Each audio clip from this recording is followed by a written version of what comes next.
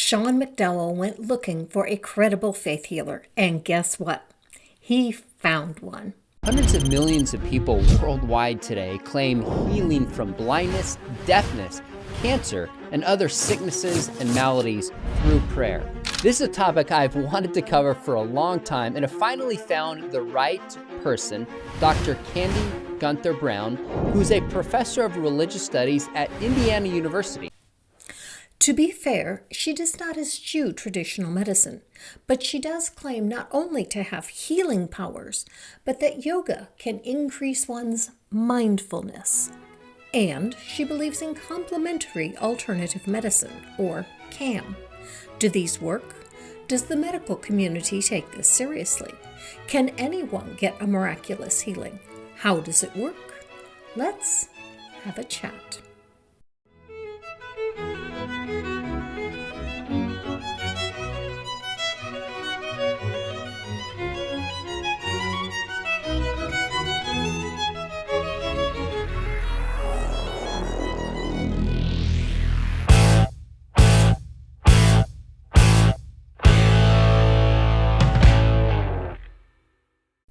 Hello and welcome. Thank you so much for joining me, and especially to my patrons and channel members.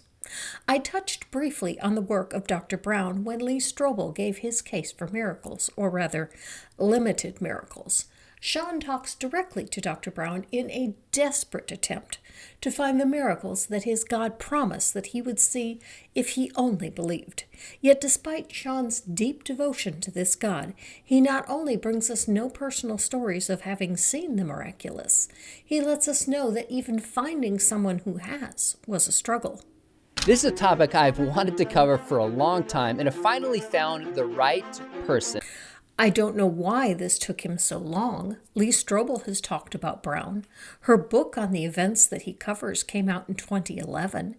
If this was of such great interest to you, Sean, why was Dr. Brown so hard to find? She's published a book called Testing Prayer with Harvard University Press on this exact topic. The book I mentioned was published by Oxford Press. The one Sean brought up came out a year later. I don't know why two different books by two different publishers on the same topic, backed by the same research in just 1 year. If someone knows more about the publishing business and can explain that one, I'll pin your comment. I'll pick the best one if there's more than one. But it would appear to me that Dr. Brown is a one-trick pony. Her two more recent books are on other topics. If the healing that she was able to produce in Mozambique was scientifically testable, why have these results not been repeated elsewhere? I realize miracles don't occur on demand. God isn't like a genie that you can order around. What do you need? What do you need? What do you need? But at a minimum, if Dr. Brown's methods were in fact scientifically testable, after 14 years we should be able to find someone that has been able to repeat her results somewhere. They either need to admit that the results were not scientific, as they are not repeatable, even by Dr. Brown, or declare Dr. Brown to be some kind of a saint or anointed one, or whatever it is that her superpowers give her that she alone can call down miracles. But even if this were the case, she should be able to reproduce her own results, if not on demand, at least with other people in other places. It really started in 2003 with a personal crisis. My husband, Dr. Joshua Brown, is a neuroscientist who does fMRI studies of the brain. And all of a sudden, he had a seizure. He was 30 years old. I was 9 months pregnant. And 2.5 weeks after the birth of our first daughter, he was diagnosed with an untreatable and presumably terminal brain tumor. Dr. Joshua Brown was diagnosed with a glioma, according to the New York Times, who say they have documentation of his diagnosis by medical records. The diagnosis was made on the basis of an MRI and his description of his symptoms. He never claims that this tumor was cancerous. He never had a biopsy. Because he was told his condition was terminal, it's likely that it was thought to be cancerous, but we don't know that for sure, as we don't have the medical reports. Candy reports praying for Josh the morning after his diagnosis, and him having a bizarre reaction. They began to pray together, but mentioning the name of Jesus seemed to trigger a frightening physical response. Josh shoots out of bed, starts turning somersaults, she said. I'd say, try worshiping Jesus, and he couldn't say the name Jesus. I was thinking of the herd of pigs, she said, recalling the unlucky swine run off a cliff by demon possession in the Gospels. He was hoarse and exhausted. For that 45 minutes there was such a palpably evil presence in that room that hated the name of Jesus. If I ever doubted whether Jesus was real, I couldn't now. Josh says months later an MRI revealed the tumor had turned to scar tissue. Prior to that, the prognosis for his diagnosis was a life expectancy of 2 to 12 years based on the age of the patient, the size of the tumor, and how rapidly the tumor is growing. Candy says the diagnosis was presumably terminal. She acknowledges that this was unverified. I bring this up not to poo-poo the seriousness of Dr. Brown's condition. I have no knowledge of that. But when a couple months later the tumor had not grown but had allegedly turned to scar tissue, it would seem that the second MRI would change the prognosis considerably. Just as with my own diagnosis of aortic stenosis. Follow-up visits have shown no changes, indicating a problem that is not progressing and increasing my survival rate. But I don't know. I'm not a doctor and I have no medical training. When I searched for information about tumors turning to scar tissue, I found research of tumors being encased in scar tissue and how that halts or slows the growth of the tumor. Since Dr. Brown had no biopsy, an MRI cannot show whether the tumor was turned into scar tissue or was encased in scar tissue. He reports being symptom-free for 20 years, and this article is 3 years old. He says the doctors said little about what happened, so no confirmation from the medical community of a miracle. Did God heal Joshua? I don't know. Was this a lucky happenstance? I don't know. Was his body just good at fighting this growth? I don't know. But what I do know is these findings have not been reproduced, nor could I find, nor do the Browns report, anyone with a similar story. I certainly don't think that Joshua had a demon. I think it far more likely that the brain tumor was causing the bizarre behavior, rather than any kind of demon, especially considering the behavior never returned after the tumor went into remission. We started to see tumors dissolve in the course of 5 or 10 minutes. Dr. Ronald Brown, no idea if there's any relation, reports on tumors shrinking and disappearing with no known causes. No prayer needed.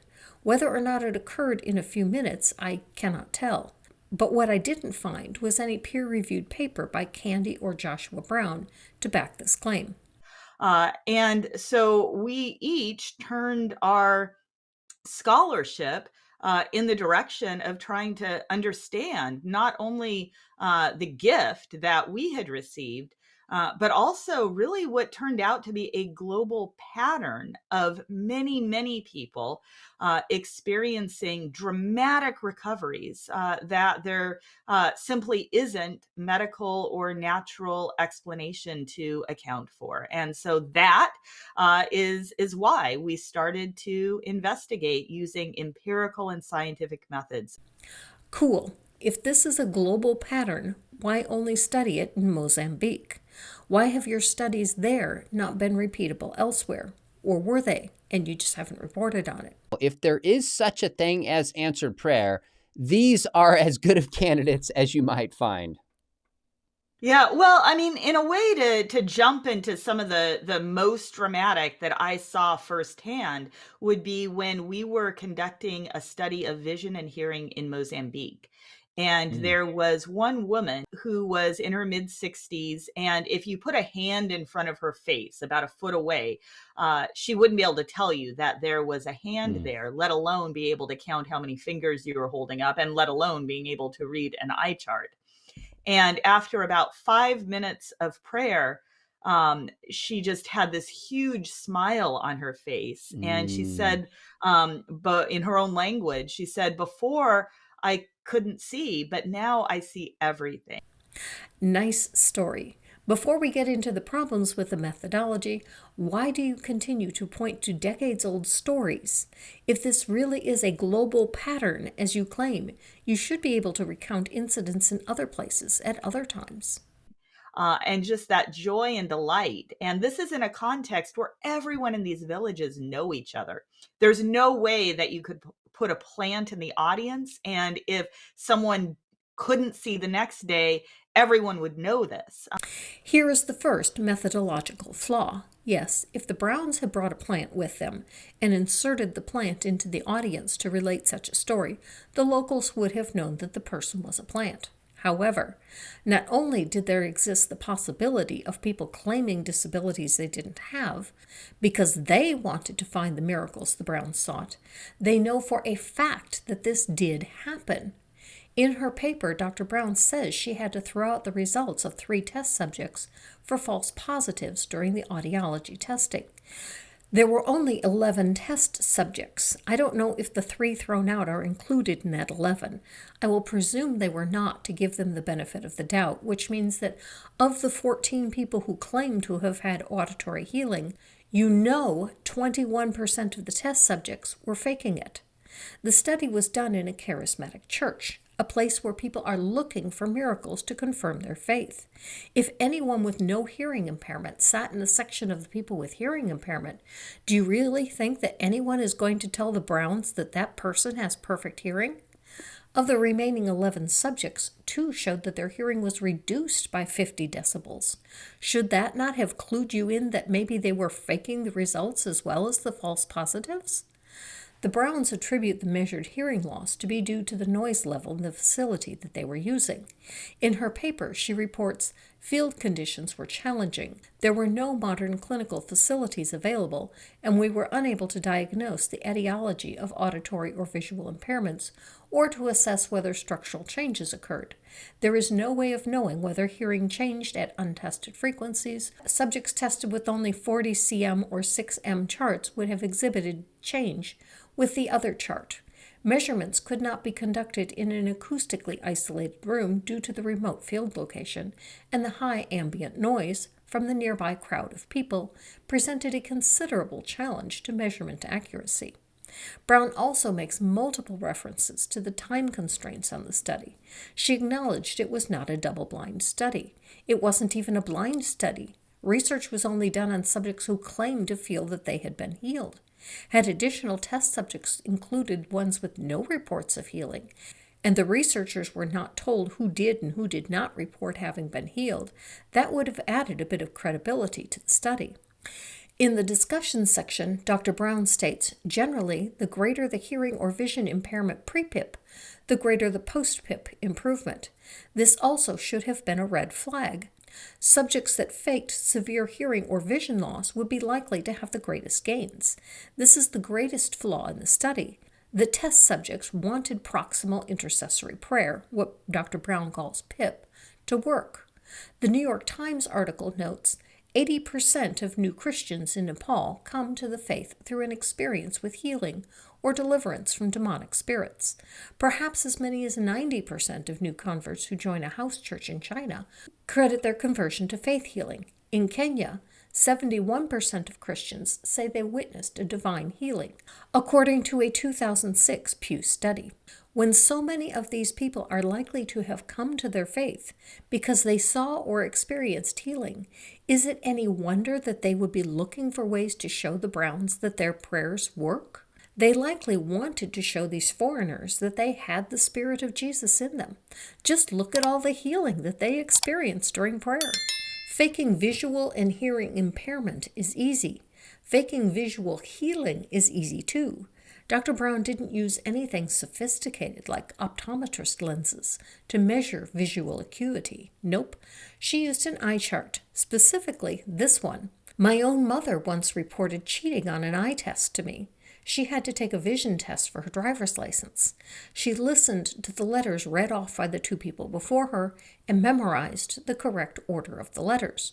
When it was her turn, she simply recited the letters that she heard the 2 people in front of her say. Since everyone was using the same eye chart, it would be easy for the test subjects here to do the same.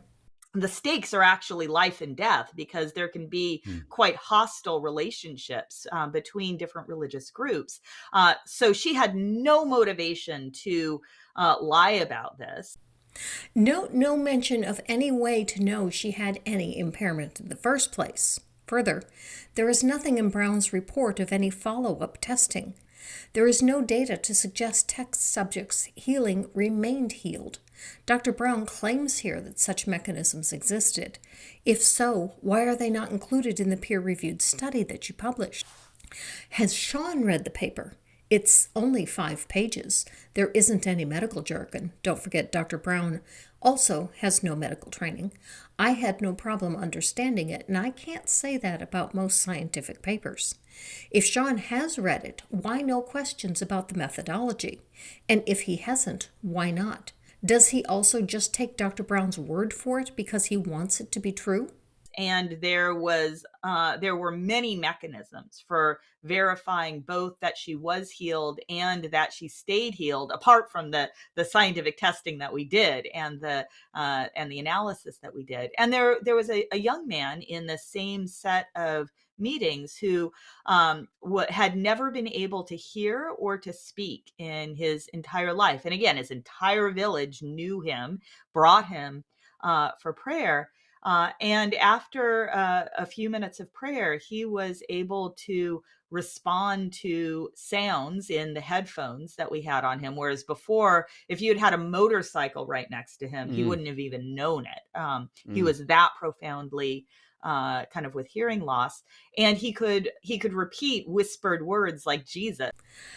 How convenient. You want to hear about Jesus, and suddenly you hear the word Jesus. The methods of trying to falsify rather than confirm hypotheses, because that's how knowledge advances. It's not when you try to confirm what you already believe, but you want to find out is, have I been believing things that aren't in line with experiences? And that can be a personal experience. It can be an observation of nature. And yet, Dr. Brown's study of Pip fails to do this.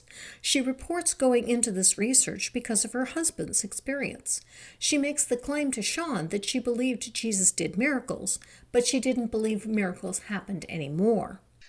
But we didn't think that Jesus still did them. So our assumption going into this was actually very skeptical. It wasn't just confirming beliefs that we already had. We had never had this sort of experience. If that was the case, why were you praying for healing for your husband following his diagnosis? Why were you seeing a demon in your husband and feeling a demonic presence in your room and praying for deliverance? Why were you thinking about sending the demon somewhere if you didn't already believe that praying in Jesus' name would result in some kind of supernatural relief? Your story to the New York Times reporter conflicts with your story here. So in your case, your faith didn't rest upon this at all. If none of these miracles happened today, you could still be a Christian, believe Jesus did the miraculous, and just hold a cessationist view.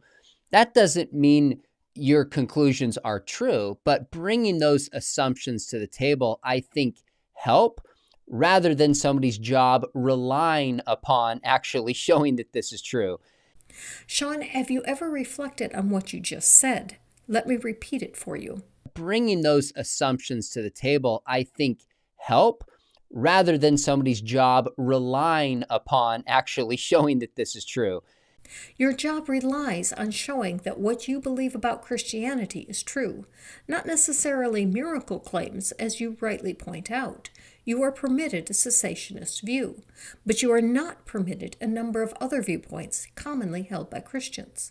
For example, you are required to adhere to all those who persistently reject Jesus Christ in the present life shall be raised from the dead and throughout eternity exist in the state of conscious, unutterable, endless torment of anguish, despite annihilation being an equally plausible theory in accordance with what is written in the Bible.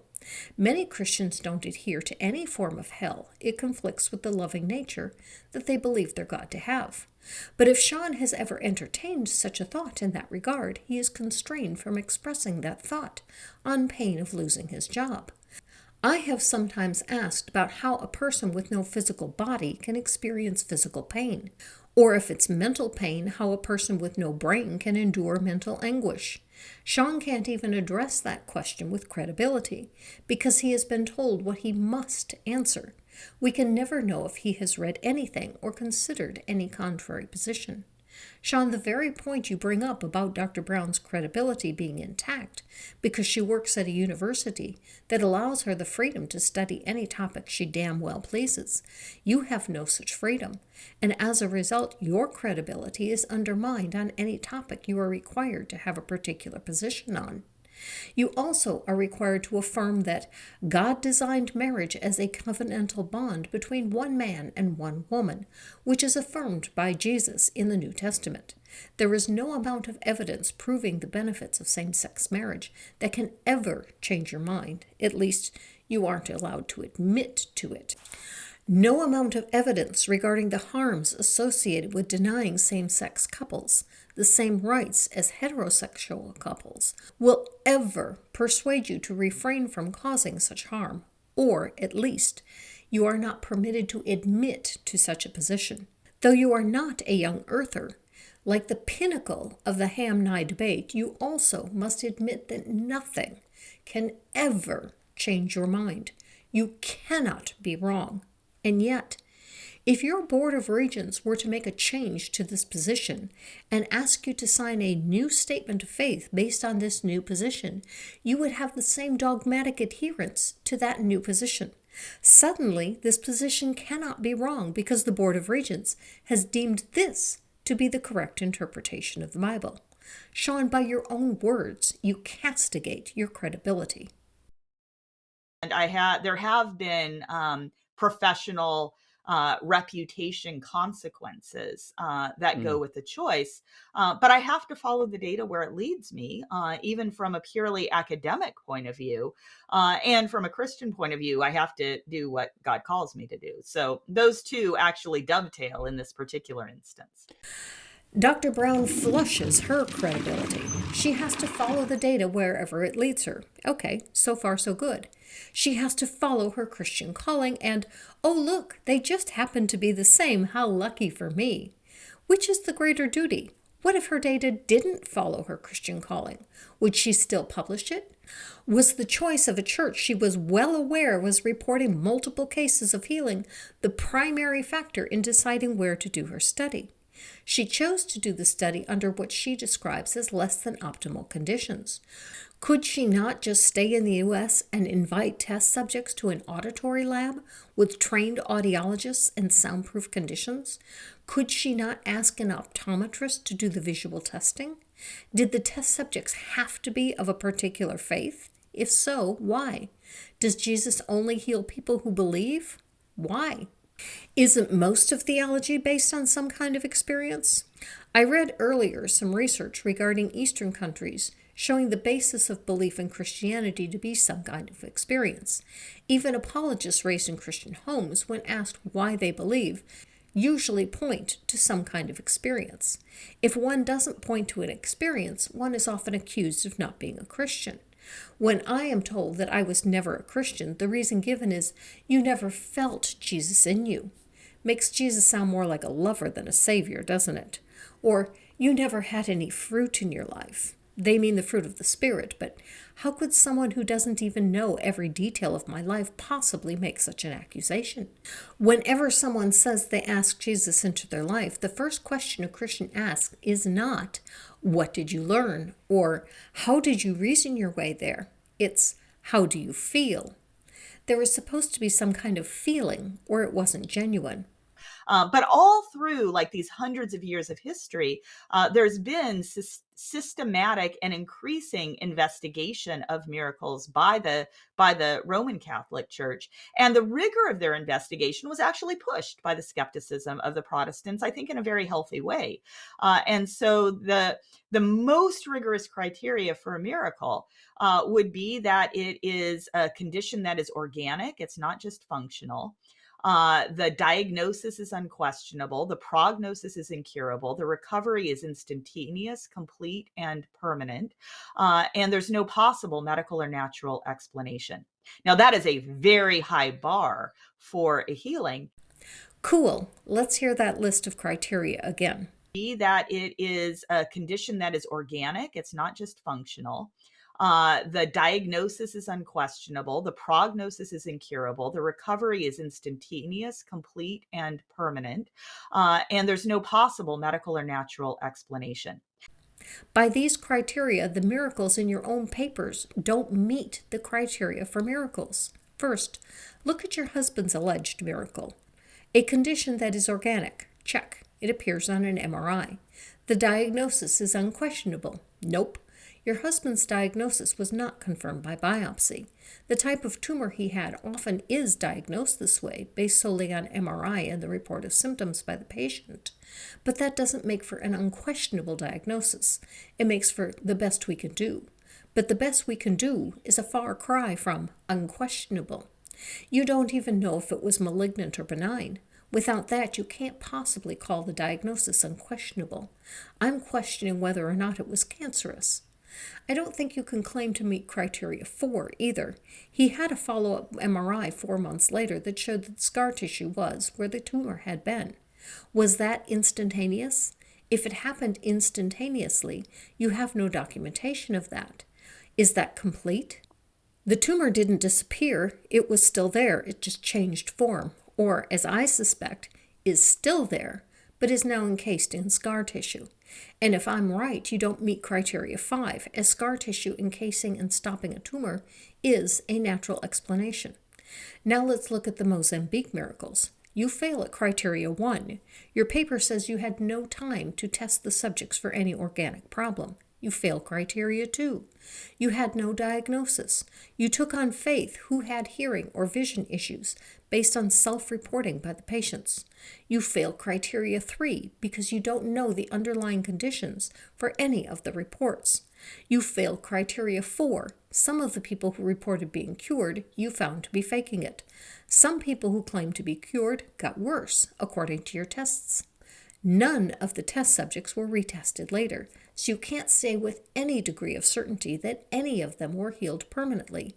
You fail criteria 5 because it's entirely possible, likely even, that people faked symptoms or faked cures to get the results that you and they both wanted, because it affirmed your belief systems. Your studies fail every one of your criteria. How do you not see this? Why do you claim miracles when natural explanations are a more reasonable conclusion from your own data? The answer is easy. You are seeing what you want to see. Your own bias blinds you to the failure of your own experiment.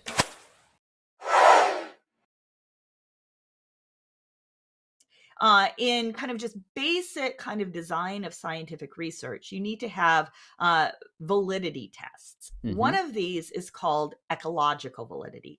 In other words, you need to look at how people actually do something in the real world. And for the most part, distant intercessory prayer is like maybe an add-on, but that's not how people who are expectantly praying for healing are primarily thinking the healing is going to take place. People get up close. It's personal. They hug. They're emotional. They know the person's name. There's relationship involved. Now, that's messy to study, but that's how people really do it. And then the second issue is called construct validity. You have to make sure that you're examining the actual same intervention. So all of the studies I've just mentioned had the problem of ecological validity, but the Benson study also had the problem of construct validity. And what I mean by this is who he picked as the intercessor.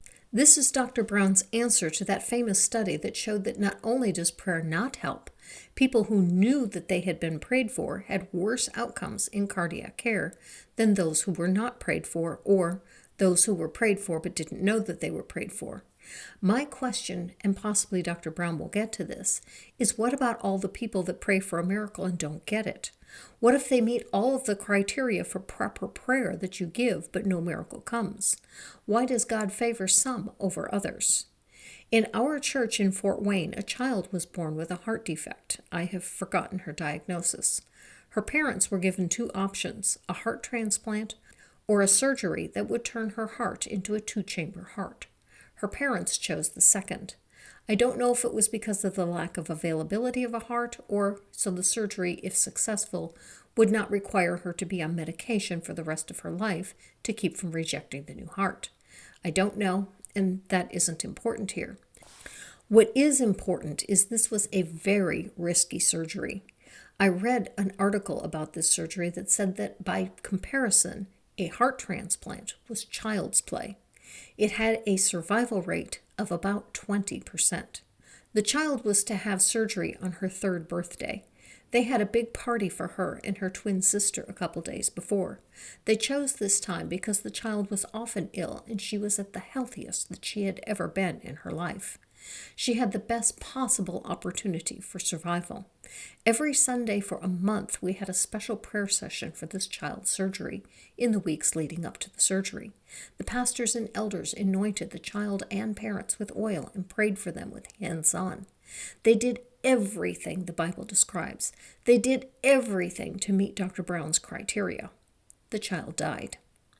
There was a small table at the front of the church used for communion.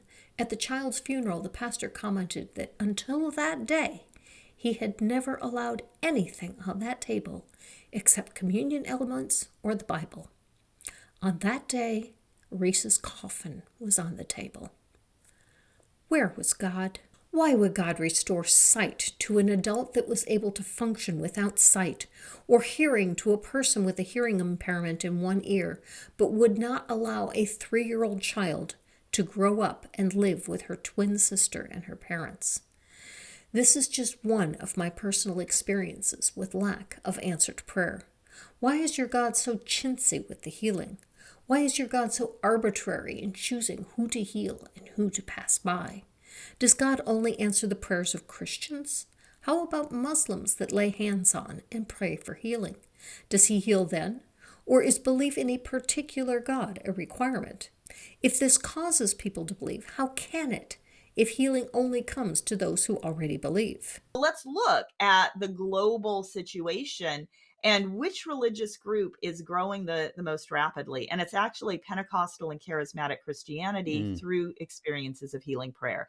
There are now something like 635 million Pentecostal or charismatic or spirit-filled Christians, Protestant and Catholic, worldwide. It's actually Islam. There are over 2 billion of them. The reason for their growth has nothing to do with spreading theology and more to do with a higher birth rate. There is a dramatic increase in Pentecostalism, as Dr. Brown reports, much of it in third world countries. How much of this is driven by an actual God doing anything, and how much is by desperation and having nowhere else to turn? If this can be done on a regular basis, why don't you do it every day, or at least as much as you can? Why not walk into every hospital and pray for every patient that gives you permission and reduce the patient load by half or whatever percentage God chooses? The fact that you don't do this tells me you don't really believe it either. You point to the few case studies you find because you cannot repeat the results that you claim to be able to achieve. I remember when we were doing the Mozambique study, one of the people who was doing a lot of the intercession was a woman by the name of Heidi Baker. And what she told us when we were doing the study is, don't let me get too close to this person before you do the measurement, because they might be healed before I even pray. And so if you take the theology that there is an anointing that Christians carry as representatives of Jesus being filled by the Holy Spirit, there can be something healing in the presence of a Christian, and the prayer isn't just the words. If this woman has this effect on people, why are there any sick or ability-challenged people in Mozambique today? Why does she not just go around healing everyone? Why is she not emptying the hospitals, or at least healing all that can be healed by her presence? And if this is in fact a power that all Christians have by their mere presence, they need not utter any words or lay on hands, why is this only seen among the Pentecostal and charismatic? If that is a power that all Christians have, why are people not healed by the presence of a Catholic? Why is there any illness at all at a Christian college campus? There should be so many Christians there that their mere presence would heal any illness, disease, or malady that arrives. Further, what you just said undermines all of your own research. You premised your research on the need for PIP, proximal intercessory prayer. Let me remind you, proximal intercessory prayer, PIP, a term we coined to refer to direct contact prayer, frequently involving touch by one or more persons on behalf of another, is one of the commonest complementary and alternative medicines, CAM, therapy. Pentecostals and Charismatics, the fastest growing subgroups of Christianity, often pray for their own healing and request distant intercessory prayer, DIP, but they consider PIP to be particularly efficacious. If prayer isn't even needed, just the mere presence of a Christian, what is the point of the prayer? Also, why are they just getting started on this? Why has it taken so long to discover this? Christians have had 2,000 years to use their presence to heal people, and yet there are still sick people. But you're still here. Why does Sean not see how impossible it is that what Dr. Brown is saying could be true? His own life disproves her point. He need only walk into the infirmary of his own campus to see that the presence of the Christians there isn't having any effect on the sick. I'm sure he knows full well of people prayed for, even prayed for by her PIP standards, that don't recover or even die. If the response is that God sometimes chooses to heal and sometimes not, there's no rhyme or reason to his decision, it's completely arbitrary, then it isn't something that can be measured by scientific methods. The research is pointless. And so maybe you would have to have a study where you've got like a Christian being present in the room and someone who isn't a Christian. I mean, there's all sorts of ways that this thing could spin out. I dare you. Try that. Send a Christian. Hell, send dozens of all different denominations into a hospital. You don't even need to go into the patient rooms. Just have them walk down half the hallways. See if the people in the hallways where the Christians walked had better outcomes. But we don't even need to do this. It's already been done and is being done every day. There are Christian doctors and nurses in all hospitals. There is not and never has been any record of better outcomes from having Christian staff involved in the care of patients. It doesn't happen. But I think the results are promising, but I think that there's more work to be done.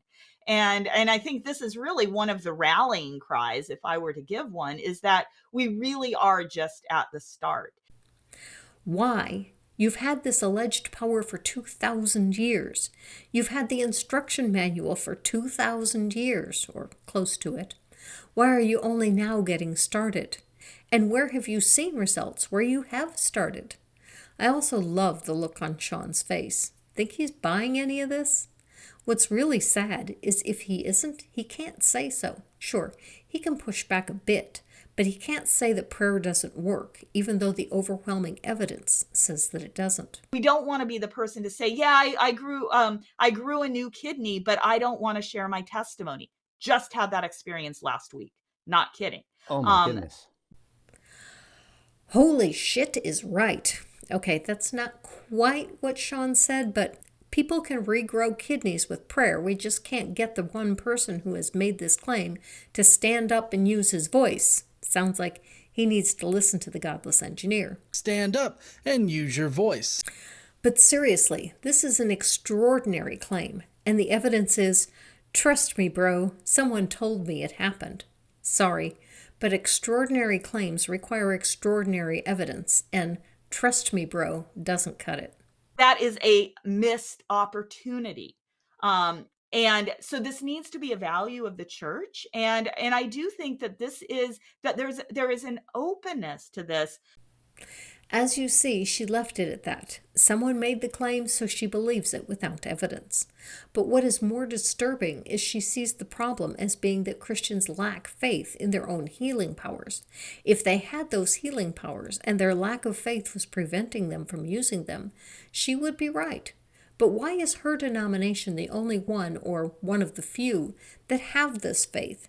And if it really does what she claims, why are there any sick left in areas where this movement is seeing rapid growth? If what Dr. Brown said were true, if even a fraction of the people in these areas were experiencing the healing that she claims, the World Health Organization would have taken notice and gone to investigate. This stuff sounds great, but just isn't true. It's people seeing what they want to see. What's sad is someone with Dr. Brown's credentials not being able to be objective about her own work. Both to encourage believers in the church to press in when we need the healing and we know someone who did, and to be encouraged, yeah, hope is reasonable, but also evangelistically. And hope matters, right? So even from a non-supernaturalist perspective, what happens when we don't pray for the miracles and contend for them, there's a vicious cycle where we have less expectation of healing, we stop contending, and then we actually see fewer miraculous healings take place. And it's a well-studied psychological phenomenon that people give up. Thank you for strengthening the case for the non-existence of your God. The divine hiddenness problem is one I've talked about many times, but Dr. Brown, you've just handed me one more reason the divine hiddenness problem excludes the existence of a triomni God. Briefly, the divine hiddenness problem says if God exists, then non-belief does not occur. Non-belief occurs, therefore God does not exist. Non-belief is incompatible with the existence of a triomni God, because said God would have at his disposal the knowledge of all people who do not believe, the knowledge of what they need in order to believe, the ability to give them that knowledge, and the love and desire that they would have that. Since 2/3 or more of the world lacks a belief in this God either can't or won't reveal himself in the way that a non-believer can accept.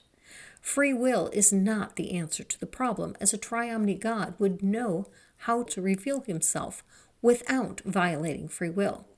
Now, Dr. Brown adds another layer. When God does not reveal himself in a way that reaches the unbeliever will give up in looking for this God. And once they give up seeking, will your God do anything?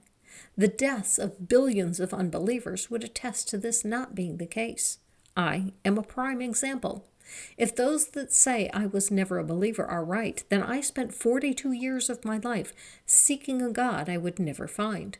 Wouldn't you give up the search after 42 years? If there is a God, he, she, it doesn't want to be found, at least not by me. And if there is a God that doesn't want me, then I don't want it either. Thank you, Dr. Brown. The natural human response to the failure of God to show up and reveal himself is to give up. If there really were a God that made me, he made me to be inclined to give up. I hung in there far longer than most, but still, this God didn't show up. If he exists, he intends for me to give up, because that is the psychological constitution that he gave me. Something is happening today. There's an openness to this. There's more evidence than there's ever been. I think we're in a time for those with eyes to see and ears to hear. God is manifesting himself in very special, unique, powerful ways. Why? Why would God manifest himself to those who are looking for him, when, if your theology were correct, the ones who would need him most are the ones that don't have eyes to see or ears to hear? Isn't that what Jesus said? Why does the great physician only come to the well and not to the sick? If one has to believe in order to see the miraculous, are you really seeing the miraculous? Or are you seeing what you want to see? Live your life.